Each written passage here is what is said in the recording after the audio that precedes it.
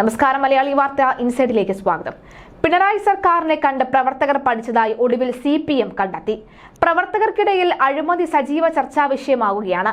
Party നേതാക്കൾക്കിടയിലെ അഴിമതി പ്രവർത്തകരിലേക്ക് ബാധിക്കുന്നു എന്ന ബോധ്യത്തിന്റെ അടിസ്ഥാനത്തിലാണ് CPM സംസ്ഥാന കമ്മിറ്റി അഴിമതിക്കാരായ പ്രവർത്തകർക്കെതിരെ വടിയെടുക്കാൻ തന്നെ തീരുമാനിച്ചത്. ചില നേതാക്കളും പാർട്ടി അംഗങ്ങളും വരവിൽ കവിഞ്ഞ് സ്വത്ത് സമ്പാദിച്ചു കൂട്ടുന്നു എന്നാണ് CPMന്റെ വിമർശനം. പാർട്ടി അംഗത്വം പുതുക്കുന്ന സമയത്ത് ഓരോരുത്തരുടെയും സ്വത്ത് സംബന്ധിച്ചുള്ള വിശദാംശങ്ങൾ പരിശോധിക്കാനും ബോധ്യപ്പെട്ടാൽ ആ ഘട്ടത്തിൽ തന്നെ നടപടിയെടുക്കാനും സംസ്ഥാന കമ്മിറ്റി തീരുമാനിച്ചു. കൊല്ലം സംസ്ഥാന സമ്മേളന റിപ്പോർട്ടിലും ചർച്ചകളിലും ഇക്കാര്യം ഉയർന്നു വന്നിരുന്നു.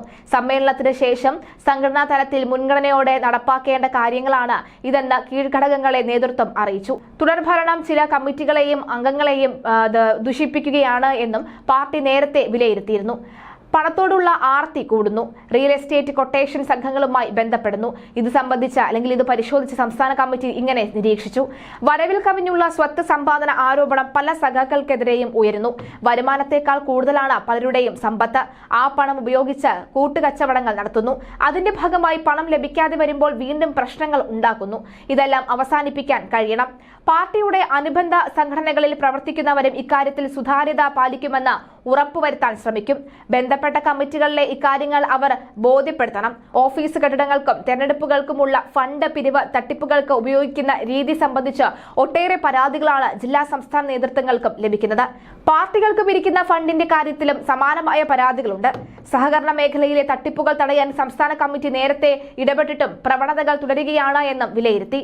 തിരിച്ചടിക്കാൻ കഴിയുമെന്നും ബോധ്യപ്പെട്ടിട്ട് മാത്രമേ പാർട്ടിക്കാർക്ക് വായ്പ അനുവദിക്കാവൂ എന്നാണ് നിർദ്ദേശം. ബന്ധപ്പെട്ട പാർട്ടി കമ്മിറ്റിയെ വായ്പയുടെ കാര്യം അറിയിക്കുകയും വേണം. സഹകരണ സംഘങ്ങളുടെ പ്രവർത്തനങ്ങൾ സംബന്ധിച്ച് 3 മാസം തോറും പരിശോധന നടത്താനും ഏരിയ കമ്മിറ്റികളോട് സംസ്ഥാന കമ്മിറ്റി ആവശ്യപ്പെട്ടു. അഴിമതിയെക്കുറിച്ചും പറഞ്ഞതെല്ലാം ഭരണം കിട്ടിയപ്പോൾ മറയ്ക്കുകയാണ് എന്നും CPM സംസ്ഥാന സമ്മേളനത്തിലെ പൊതുചർച്ചയിൽ വിമർശനം ഉയർന്നിരുന്നു.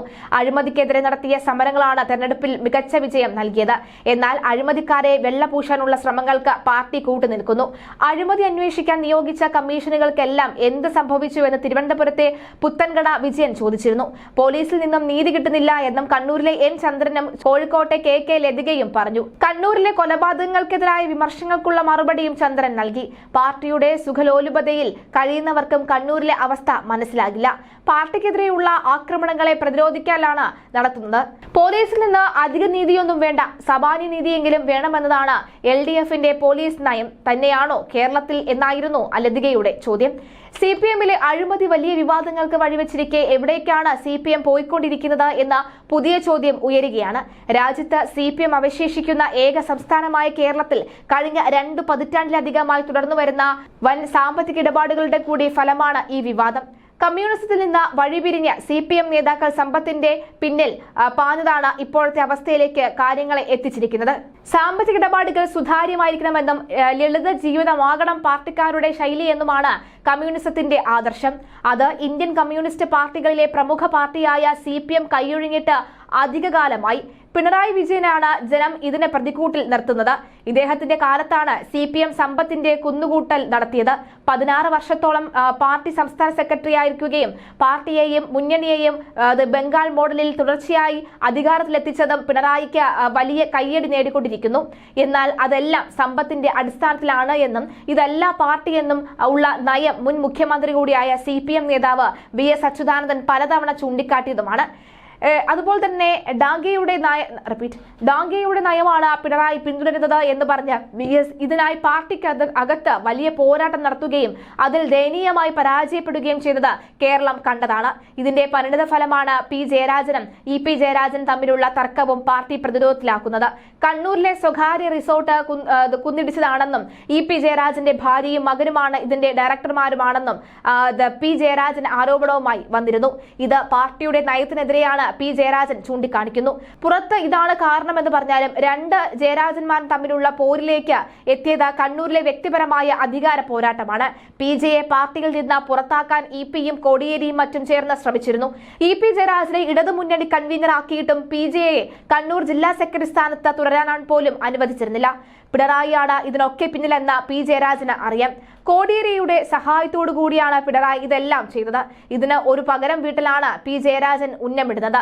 ഇപിയും പിണറായിയും തമ്മിൽ ഇടയാൻ കാത്തിരുന്നുവെന്ന് മാത്രം. എം വി ഗോവിന്ദനെ സംസ്ഥാന സെക്രട്ടറിയാക്കിയാണ് പിണറായിയുമായി ഇപിയെ ഇടയാക്കിയത്. ഇത് പ്രാദേശിക നേതാക്കൾക്ക് വേണ്ടിയാണ് എന്ന് കരുതിയെങ്കിലും അതല്ല, ഇപിയുടെ കാര്യത്തിലാണ് എന്നാണ് വ്യക്തമാകുന്നത്. യഥാർത്ഥത്തിൽ ഇതിലൂടെ പിണറായിയെ കൂടി പ്രതികൂട്ടിലാക്കാനാണ് പി ജയരാജൻ ലക്ഷ്യമിടുന്നത്. CPM മാത്രമല്ല, ലോകത്തെ കമ്മ്യൂണിസ്റ്റ് പാർട്ടികളുടെ ചരിത്രം തന്നെ നേതാക്കളുടെ പകയും കൂട്ടക്കൊലയുടെയും ഒക്കെ ഈ കുടിപ്പകയുടെയും കൂട്ടാണ് എന്ന് കമ്മ്യൂണിസ്റ്റ് പാർട്ടികൾ എന്നാണ് വ്യക്തമാകുന്നത്. സ്റ്റാലിൻ മുതൽ ക്രൂഷ്ചേവും അതുപോലെ തന്നെ ബിർഷ്നേവും എല്ലാം ഇത് നടത്തിയവർ തന്നെയാണ്. കിഴക്കൻ യൂറോപ്യൻ രാജ്യങ്ങളിലെല്ലാം ഇത് കണ്ടതുമാണ്. കമ്മ്യൂണിസത്തിന്റെ തകർച്ചയുടെ കാരണവും മറ്റൊന്നല്ല. അധികാരം ദുഷിപ്പിക്കും, അമിത അധികാരം അമിതമായി എന്ന ചൊല്ലിനെ അനുസ്മരിക്കുകയാണ് കമ്മ്യൂണിസ്റ്റ് ഭരണകൂടങ്ങൾ. EP ജയരാജന്റെ വാക്കുകൾ പോലെ കട്ടൻ ചായയും പരിപ്പുവടയും കഴിച്ച് ഇനിയും മുന്നോട്ടു പോകാൻ കഴിയില്ല എന്ന തിരിച്ചറിവ് നേടിയെങ്കിലും അതിന്റെ മറവിൽ പണം കുന്നുകൂടുകയും അഴിമതി വ്യാപകമാകുകയും ചെയ്തതാണ് CPMനെ ഇന്നത്തെ അവസ്ഥയിലേക്ക് എത്തിച്ചത് എന്ന് വ്യക്തം. CPM ജില്ലാ കമ്മിറ്റി ഓഫീസുകളെല്ലാം AC മണിമന്ദിരങ്ങളായത് പിണറായിയുടെ കാലത്താണ്. കൈരളി ചാനലിന്റെ പേരിൽ കുത്തകകളുമായി ചങ്ങാത്തം കൂടി. അധികാരത്തിന് പണം അനിവാര്യമാണ് എന്ന നയമാണ് ഔദ്യോഗിക പക്ഷം സ്വീകരിച്ചത്. ഇതിന്റെ ഭാഗമായി നിന്നയാളാണ് പിണറായിയും EPയും കോടിയേരിയും എല്ലാം. കോടിയേരിയുടെ മകൾ അഴിമതിക്ക് വിധേയരാണ് എന്ന് ഇത് വ്യക്തമാക്കിയിരുന്നു. പിണറായിയുടെ മക്കൾ വിദേശത്ത് പഠിക്കാൻ പോയതും ഇതിന്റെ ലക്ഷണങ്ങൾ തന്നെയായിരുന്നു. അന്ന് അതിനെയെല്ലാം ന്യായീകരിക്കുന്ന രീതിയാണ് പിണറായിയുടെ നേതൃത്വത്തിലെ ഔദ്യോഗിക ഗ്രൂപ്പുകളെല്ലാം തന്നെ ചേർന്ന് ചെയ്തുകൊണ്ടിരുന്നത് എന്ന് നമ്മൾ കണ്ടതാണ്, കേട്ടതാണ്, ഈ കേരളം അറിഞ്ഞതുമാണ്. എന്തായാലും വികസന രേഖയ്ക്ക് വലിയ സ്വീകാര്യതയാണ് ലഭിച്ചത് എന്ന് CPM പറയുമ്പോൾ സംസ്ഥാന സെക്രട്ടറി MV ഗോവിന്ദന്റെ വിശദീകരണം കേൾക്കുമ്പോൾ പാർട്ടി ആധുനികമായെന്നും കേരളം ആധുനികമായെന്നും പറഞ്ഞ് ആശങ്ക പ്രകടിപ്പിച്ചവരെ ഈ ആശ്വസിപ്പിക്കുകയാണ് CPMന്റെ പഴയ നേതാക്കൾ. എന്നാൽ വളരെ പഴയ നേതാക്കൾക്കും ചില പുതിയ തലമുറ പ്രവർത്തകർക്കും ഇതൊന്നും ദഹിക്കുന്നുമില്ല. CPMൽ തിരുത്തൽ ശക്തികൾ ദുർബലമാകുന്നതിനെ നേർക്കാഴ്ച തുടങ്ങിയത് മുഖ്യമന്ത്രിയുടെ മകൾ വീണയുടെ എക്സാലോജിക് കമ്പനിയുടെ പേരിലുണ്ടായ വിവാദത്തോടു കൂടിയാണ്. ഇത് ഇടതുപക്ഷ കേന്ദ്രങ്ങളിൽ നടക്കുന്ന ചൂടുപിടിച്ച ചർച്ചയായി മാറി. ഒടുവിൽ രാഷ്ട്രീയ ലക്ഷ്യത്തോടുകൂടിയുള്ള വിവാദമാണ് എന്ന പ്രതിരോധം തീർത്ത CPM സംസ്ഥാന നേതൃത്വം രംഗത്തെത്തിയതോടുകൂടി ഇഴകീറിയുള്ള സ്വയം വിമർശനാത്മകമായ ചർച്ചകൾ ഒഴിവായി. പാർട്ടി പിന്തുടർന്ന നയങ്ങളിൽ വലിയൊരു മാറ്റത്തിന് കൂടിയാണ് അതോടെ കളമൊരുങ്ങിയത്. ആരോപണങ്ങൾ നേരിടുന്നവർ അന്വേഷണത്തെ നേരിടട്ടെ എന്ന മുൻ നിലപാട് വീണയ്ക്കു വേണ്ടി വഴിമാറി എന്നായിരുന്നു ആക്ഷേപം.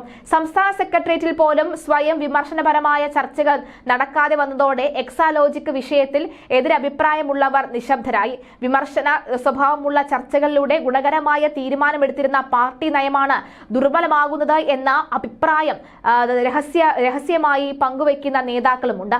കമ്മിറ്റികളിൽ ഈ അഭിപ്രായം പരസ്യമായി പ്രകടിപ്പിക്കുന്നവരല്ല. നിർണായക തീരുമാനമെടുക്കേണ്ട കേന്ദ്ര നേതൃത്വം ദുർബലമായി.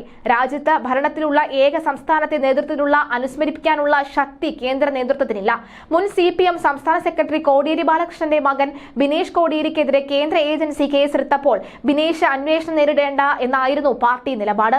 അന്വേഷണം നടക്കട്ടെ, തെറ്റ് ചെയ്തെങ്കിൽ ശിക്ഷിക്കട്ടെ, പാർട്ടി ഇടപെടില്ല എന്നായിരുന്നു കോടിയേരിയുടെയും നിലപാട്. നേതൃത്വത്തിൽ നിന്നും കാര്യമായ പിന്തുണ കോടിയേരിക്ക് ലഭിച്ചതുമില്ല. വീണ വിജയന്റെ പേരിൽ ആരോപണം ഉയർന്നപ്പോൾ പഴയ നിലപാടിന് പകരം ശക്തമായ പ്രതിരോധമാണ് പാർട്ടിയിൽ നിന്ന് ഉണ്ടായത്. പാർട്ടി സെക്രട്ടേറിയറ്റ് തന്നെ പ്രസ്താവനയിലൂടെ ആദ്യ പിന്തുണ നൽകി. നേതാവിന്റെ മകൾക്കായി സെക്രട്ടേറിയറ്റ് പ്രസ്താവന ഇറക്കുന്നത് അപൂർവമാണ്. വീണയുടെ കമ്പനിക്ക് സേവനത്തിന് നിയമപരമായി ലഭിച്ച പണമാണെന്നായിരുന്നു പ്രസ്താവന. പാർട്ടി സംസ്ഥാന സെക്രട്ടറി MV ഗോവിന്ദൻ പ്രതിരോധത്തിനായി മുന്നിൽ നിന്നു. CPM കേന്ദ്ര കമ്മിറ്റിയുടെ തെറ്റിദ്ധരുത്തൽ രേഖയിൽ പറയുന്നത് ഇങ്ങനെയാണ്: ചില പാർട്ടി അംഗങ്ങൾക്കെതിരെ വരവിൽ കവിഞ്ഞ സ്വത്ത് സമ്പാദനത്തിന്റെ പരാതികൾ ഉയർന്നു വരുന്നുണ്ട്. പാർട്ടി നേതാക്കളുടെയും ജനപ്രതിനിധികളുടെയും കുടുംബാംഗങ്ങളുടെയും ഇക്കാര്യം ശ്രദ്ധിക്കണം.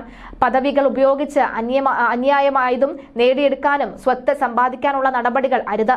ഭരണം ഇത്തരം ഇടപാടുകൾക്കും കോഴകൾക്കും മറ്റും ഉപയോഗിക്കുന്ന രീതി ആശ്വാസ്യമല്ല.